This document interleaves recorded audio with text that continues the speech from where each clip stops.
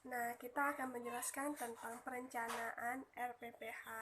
RPPH itu rencana pembelajaran harian yang terdiri dari tema, subtema, materi, tujuan, dan kompetensi dasar.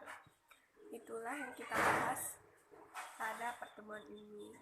Yang pertama, saya akan menjelaskan tentang tema terlebih dahulu.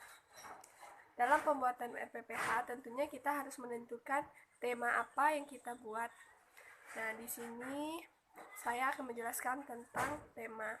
Tema adalah gagasan utama yang akan kita gunakan untuk membuat RPPH yang menjadi bahan patokan selama proses pembelajaran. Contohnya, kita mengambil tema lingkunganku dan subtemanya rumahku. Nah, poin yang kedua yaitu materi. Materi adalah sesuatu yang kita bahas dalam proses pembelajaran yang berupa poin-poin penting sesuai dengan tema dan subtema yang kita buat.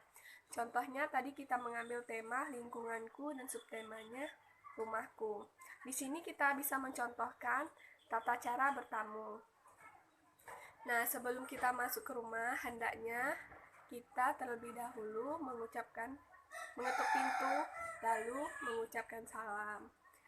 Setelah berada di rumah, hendaknya kita yang lebih kecil bersalaman dan menghormati orang yang lebih tua, lalu duduk dengan sopan.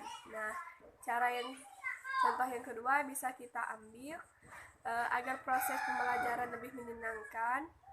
Kita bisa menggunakan alat permainan yang berhubungan dengan tema dan subtema yang kita buat.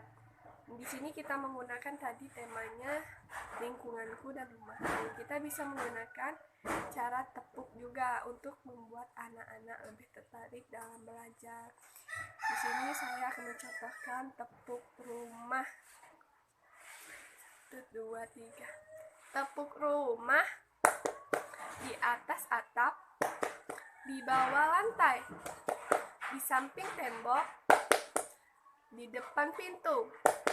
Tok tok tok, assalamualaikum. Nah, dengan cara kita mengajarkan anak bertepuk rumah tadi, di situ ada poin-poin penting yang bisa anak terapkan, seperti mengucapkan salam sebelum masuk, dan anak-anak bisa mengetahui tentang ada rumah itu ada atap, ada tembok, dan ada lantai.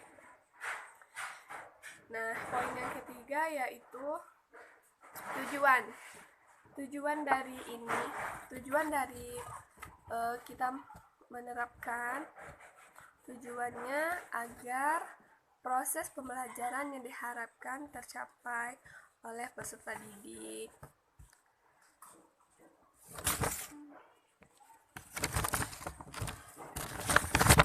Nah, poin yang ketiga yaitu tujuan. Tujuannya agar proses peserta didik lebih tertarik pada materi yang kita sampaikan dan proses pembelajaran yang diharapkan tercapai. Poin keempat yaitu kompetensi dasar. Kompetensi dasar yaitu sejumlah kemampuan yang harus dikuasai oleh peserta didik selama proses pembelajaran berlangsung. Yang telah kita terapkan, contohnya tadi kita mengajarkan anak-anak tata cara bertamu.